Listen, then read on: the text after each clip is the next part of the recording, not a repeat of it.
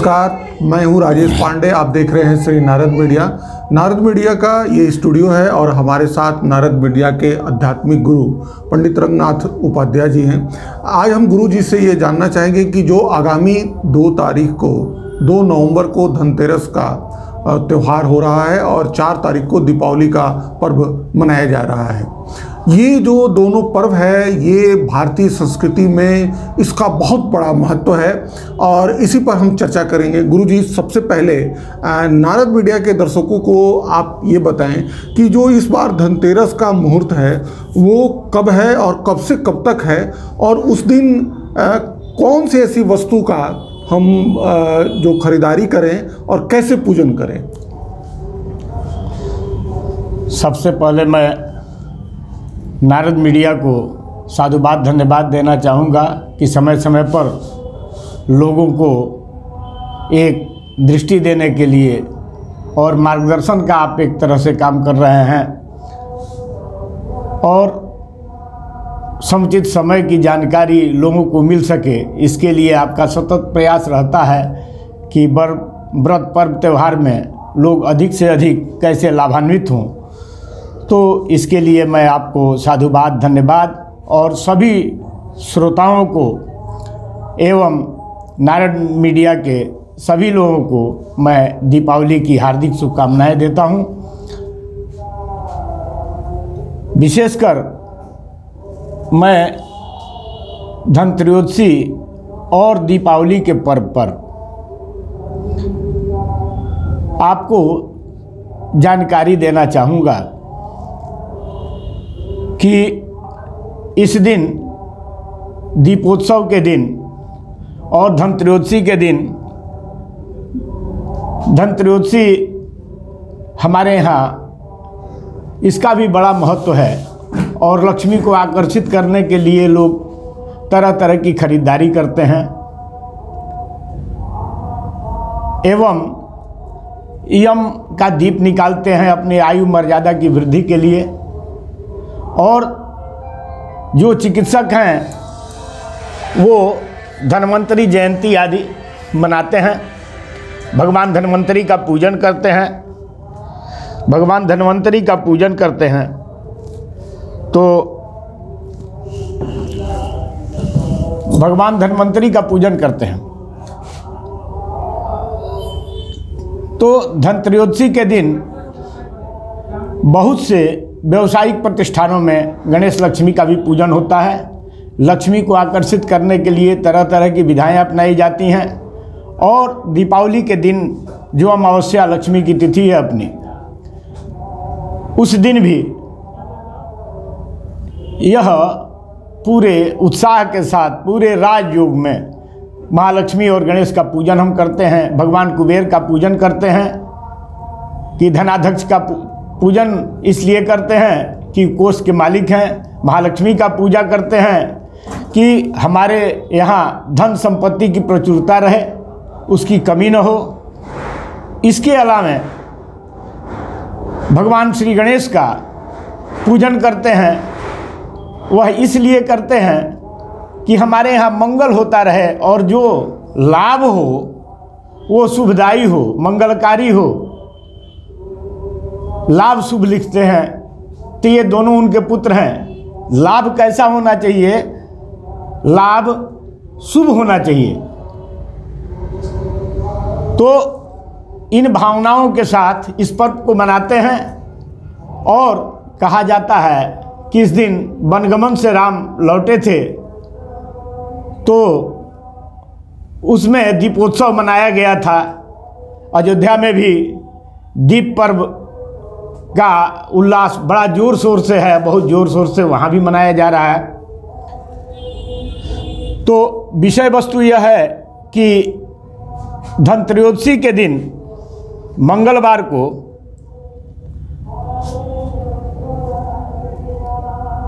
प्रातः 8:35 तक द्वादशी है, इसके बाद त्रयोदशी हो जा रही है। सायंकालीन त्रयोदशी आपको पूरे दिन पूरे रात त्रयोदशी रह रही है।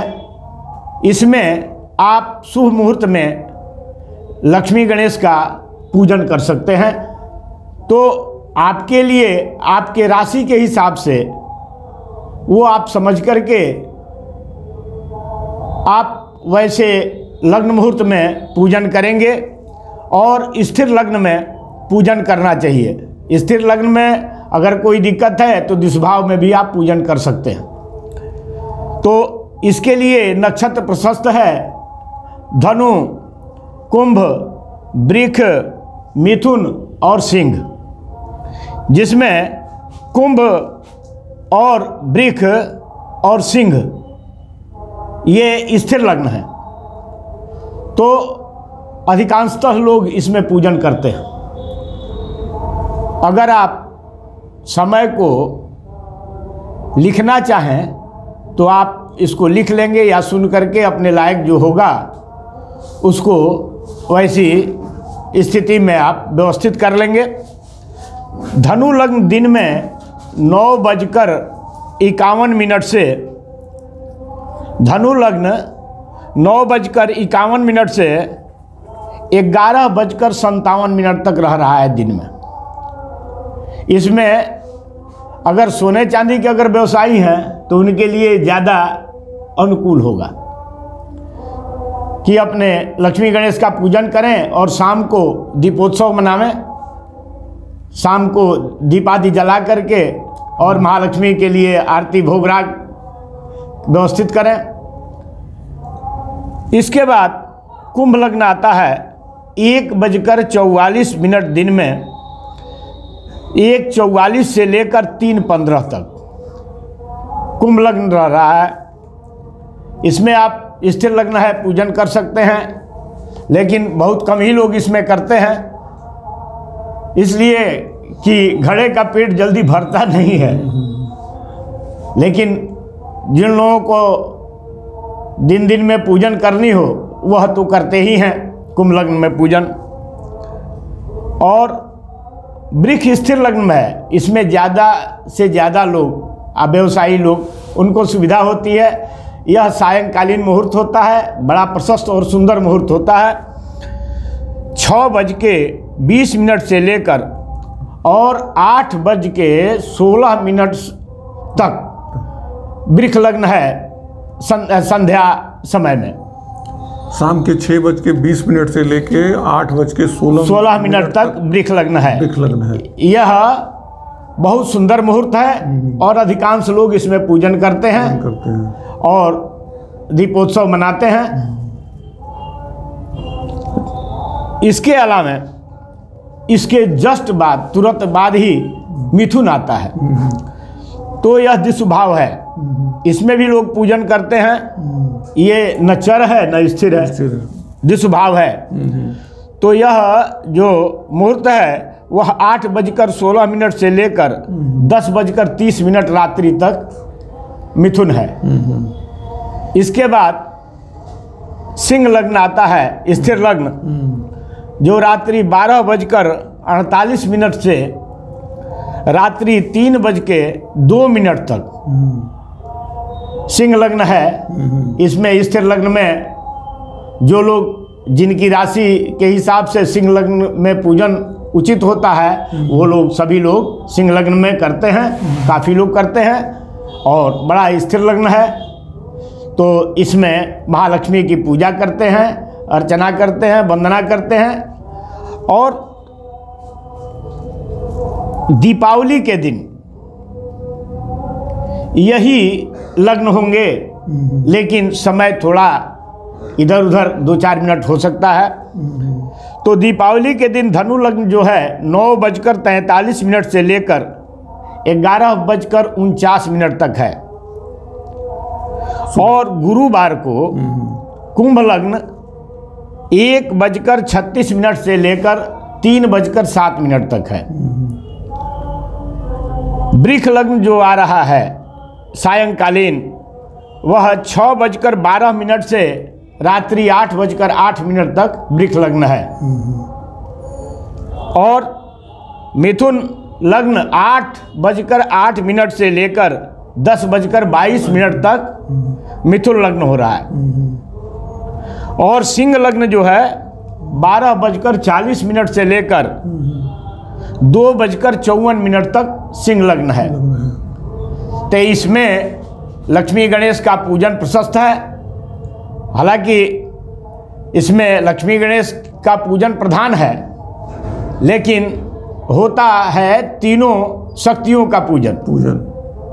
महाकाली, महालक्ष्मी, महासरस्वती तीनों का पूजन होता है। धन आकर्षित करने के लिए हम अमावस्या को तो पूजन करते हैं महालक्ष्मी का, गणेश का, ये प्रधान देव होते हैं उस दिन। लेकिन लेखनी का भी पूजन करते हैं, साथ साथ सरस्वती का पूजन हो जाता है। और उसमें मसी जो होती है, स्याही, वह कालिका का रूप है। तो महाकाली, महालक्ष्मी, महासरस्वती का भी पूजन होता है।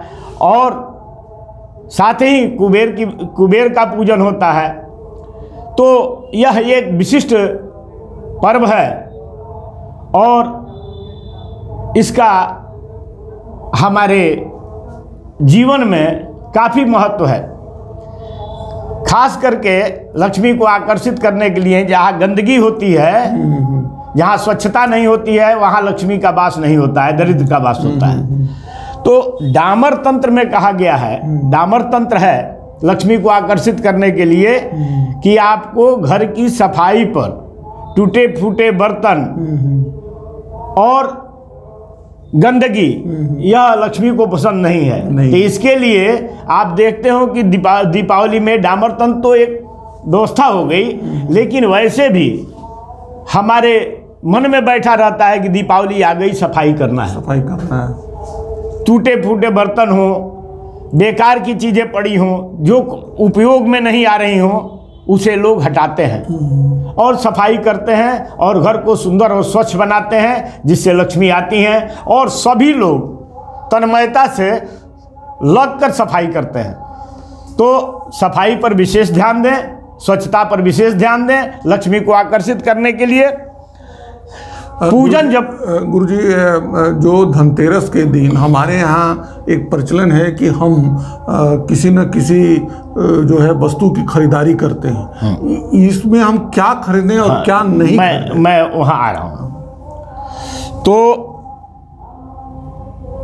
अब पूजन की जो व्यवस्था है, तो आप जानते हैं कि जिनके पास पंडित उपलब्ध हैं, वह तो अपना पंडित से और उनके निर्देशन में अपना कार्य करेंगे, पूजन कराएंगे, पूजन का समारोह करेंगे। लेकिन जिनके पास पंडित नहीं है, घर में कर रहे हैं, घर में महिलाएं कर रही हैं, तो इसकी विधा, साधारण विधा अपनानी चाहिए। गंध पुष्प धूप दीप नैवेद्य मिति पंचकम, पंचोपचार पूजन करना चाहिए गणेश जी का। भोजपुरी में, हिंदी में अपना नाम गोत्र करके संकल्प करना चाहिए। क्यों आप कर रहे हैं? तो रिद्धि सिद्धि के लिए, धन के लिए, पारिवारिक सुरक्षा के लिए, परिवार में शांति के लिए, परिवार में समन्वय के लिए और विपुल धन धान्य और श्री संपत्ति और ऐश्वर्य की प्राप्ति के लिए मैं लक्ष्मी और महागणेश की पूजा कर रहा हूँ और इसमें कोई विघ्न ना आवे, इसलिए भगवान गणेश का प्रथम स्मरण कर रहा हूँ। यह करके, संकल्प करके और अपने पूजन को आरंभ करेंगे। अपने शरीर को पवित्र करेंगे, जल से शुद्धि कर लेंगे, तिलक कर लेंगे, तिलक के बाद संकल्प कर लेंगे, गणेश जी का ध्यान कर लेंगे और ध्यान के उपरांत वह पूजन आदि के लिए सामग्री सब व्यवस्थित रहेगी। भगवान गणेश को स्नान कराएंगे और अगर प्रतिष्ठित नई मूर्ति है तो उसमें प्रतिष्ठा के लिए निवेदन करेंगे कि इसमें वास कीजिए आप लोग और इसमें प्रतिष्ठित होकर के हमारे परिवार का कल्याण कीजिए, घर में श्री संपत्ति की वृद्धि कीजिए। उनको सर्वप्रथम स्नान कराएंगे, वस्त्र आदि से आवेष्टित करेंगे और आवेष्टित करने के बाद गंध यानी कि रोली, सिंदूर आदि से उसे अलंकृत करेंगे, अक्षत से अलंकृत करेंगे। तो गंध पुष्प धूप दीप, धूप दिखाएंगे, पुष्प आदि चढ़ाएंगे, पुष्प से सुसज्जित करेंगे स्थान को, पुष्प धूप दिखाएंगे और दीप दिखाएंगे और दीपक प्रज्वलित करके ही सब काम करना है। सर्वप्रथम दीप जला लेंगे, चूंकि आपके कर्मों के साक्षी दीपक ही हैं। कहा जाता है कि भो दीप देव रूपस्त्वम, कर्म साक्षी, वो कर्म के साक्षी हैं। कर्म साक्षी अविघ्नकृत जावत कर्म समाप्ति स्यात्, जावत कर्म समाप्ति स्यात्, जो मैं कर रहा हूँ यह जब तक समाप्त नहीं होता है, जावत कर्म समाप्ति स्यात् तावत त्वं सन्निधो भव। तो जब तक मेरा पूजन चल रहा है आप हमारे सन्मुख रहिए, प्रतिष्ठित रहिए, ऐसा निवेदन करके दीप का पूजन करते हैं। दीप के आगे अक्षत पुष्प चढ़ा करके उन्हें प्रणाम करते हैं। भगवते दीप नारायणाय नमः ऐसा उच्चरित करते हैं। तो ऐसा कहेंगे और भोग राग लगा करके आरती आग बंधन करेंगे। जो लोग हवन करना चाहें, खासकर स्त्रियां तो हवन नहीं करें, लेकिन जो पुरुष हवन करना चाहें लक्ष्मी गणेश के पूजन में, उन्हें लक्ष्मी को आकर्षित करने के लिए, लक्ष्मी की प्रसन्नता के लिए जो चीज़ उपयुक्त है उसकी समिधा बनावें, उस साकल्य तैयार करें, वैसा साकल्य तैयार करें और उस साकल्य से गणेश जी का और लक्ष्मी का हवन करें। तो साकल्य में विशेष करके जो लक्ष्मी को आकर्षित करने वाली वस्तुएं हैं उसे डालें, जैसे तिल हो गया, घृत हो गया, मिश्री हो गया, अनार का दाना हो गया, गुरुच, पंचमेवा, कमलगट्टा, बेल की गुद्दी, केसर और शत्रुशामक है पीला सरसों, तो इसे भी 150 ग्राम डाल दें। रक्तचंदन, अगर, तगर, इतना चीज़ व्यवस्थित करके और साकल्य का सुंदर निर्माण कर लें। घृत से उसे बढ़िया से सुंदर ढंग से घृत मिलाएं ताकि वह फुटके नहीं, थोड़ा सा घी की मात्रा की अधिकता होनी चाहिए, ऐसा हो कि माने लगे कि घी डला हुआ है। तो अब इसके अलावा 16 गुलर का पत्ता ले लें और 16 गुलर के पत्तों के साथ 16 आंवला लें और 16 आंवला ले करके श्री सूक्त के 16 मंत्रों द्वारा उन्हें लक्ष्मीभ्यो नमः, जैसे ओम हिरण्यवर्णाम भरणिम सुवर्णसज्जाम चंद्राम हिरण्यम लक्ष्मीं जात वेदो मावह लक्ष्मीभ्यो स्वाहा, ऐसा उच्चरित करें। तो 16 मंत्रों से श्री सूक्त से इन 16 बार एक पत्ता और एक आंवला का फल ले करके 16 बार अग्नि में उसे स्वाहा कह के डालें। तो इससे लक्ष्मी की वृद्धि होती है। और बटुआ आदि रखते हैं तो इसमें अगर संभव हो तो नदी का सिवार जरूर डालें। जैसे सिवार पूरी नदी को आच्छादित कर लेता है, बढ़ता है, वैसे धन बढ़ता है, तो उसमें थोड़ी मात्रा में सिवार बटुए में जो आपका कोष है उसमें डालें। तो यह इसकी विधा है, पूजन की विधा है। और अपने से आप करें तो वैसे कर लें, और हवन सामग्री साकल्य जो है मैंने बताया उस विधा से करें। और पंडित द्वारा करा रहे हैं तो उसमें संपुटित श्री सूक्त का पाठ करावें, कनक धारा का पाठ करावें, कमले कमलालय प्रसिद्ध प्रसिद्ध से संपुटित उसका पाठ करावें श्री सूक्त का, और कनक धारा का पाठ करावें। तो यह आपके लिए बहुत ही सुंदर होगा और माँ लक्ष्मी की कृपा अवश्य ही प्राप्त होगी, निश्चित प्राप्त होगी। और जितनी अधिक मात्रा में हो उसमें कनक धारा और श्री सूक्त का संपुटित पाठ कराने की चेष्टा करें, अपने भी करें या पंडित से भी करावें, जैसा हो। आगे पीछे पूजन के बाद भी पंडित को 1 घंटा अगर रुक सकते हैं और सुयोग्य पंडित हैं, उच्चारण ठीक ठीक हो तो उनसे निश्चित रूप से आप कुछ पाठ करा लें। तो इससे लक्ष्मी की वृद्धि होगी, लक्ष्मी को की प्रसन्नता और कृपा आपको प्राप्त होगी। और इसके अलावा इसमें हवनीय द्रव्यों में अगर बेल की लकड़ी मिले लकड़ी के बदले तो अति उत्तम, नहीं तो आम की लकड़ी है, गोबर का उपला है, चापड़ है, तो ये सब आप अपने व्यवस्थित करके रखें। और नवग्रह की लकड़ी और पूर्णाहुति के लिए गढ़ी का गट, एकरंगा वगैरह जो इसकी विधा है उसको रख लें। अपने से करते हैं तो आचार्य है तो आपको लिस्ट देंगे और उसके हिसाब से आप आचार्य के अनुमति से आपको जो करना है करेंगे। भगवती आपका कल्याण करें, भगवान गणेश मंगल करें, सबका मंगल करें, राष्ट्र का कल्याण करें, सबका कल्याण करें। मैं इन्हीं भावों के साथ अपने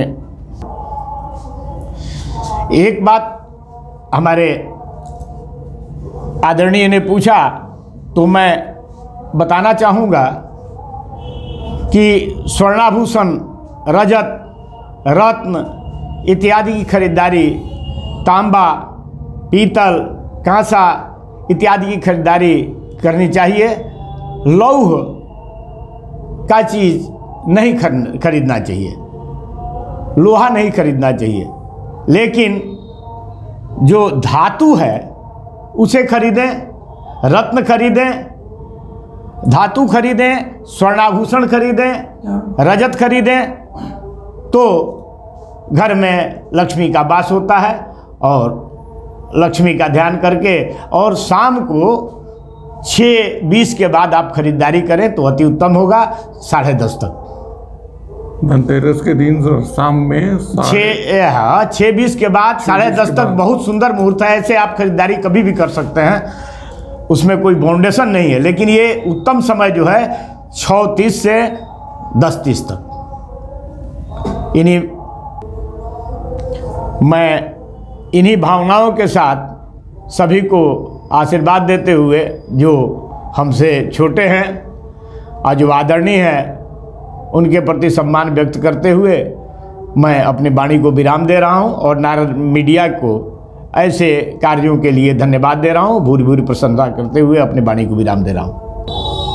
और दीपावली के इस पुण्य और दीपावली और धनत्रयोदशी के इस पुण्य पर्व पर मैं अपने तरफ से शहर के और देश के नागरिकों को हार्दिक शुभकामनाएं देता हूं और धन्यवाद के साथ नारद मीडिया को इस कार्य के लिए आभार व्यक्त करता हूं कि ऐसे आयोजन आप बार बार करते रहें।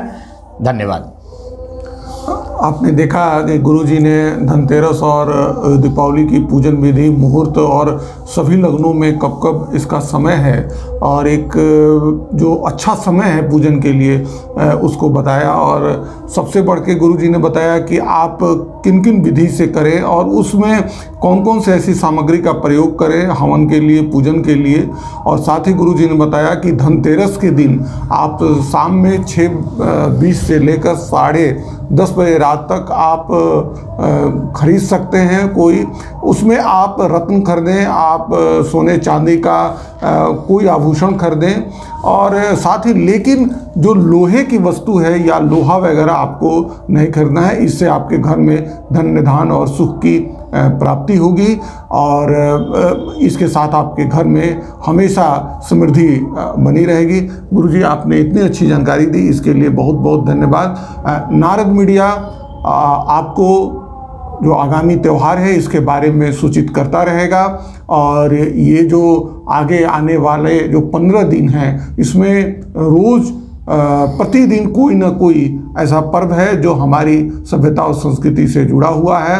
और दीपावली तो ऐसा एक पर्व है जिसका हम 1 साल से इंतज़ार करते हैं, वर्ष भर इंतज़ार करते हैं। यह हमारे जीवन से अंधकार को मिटाने वाला ये त्यौहार है, प्रकाश को ले आता है। तो इसलिए नारद मीडिया इसकी आपको जानकारी देती रहेगी।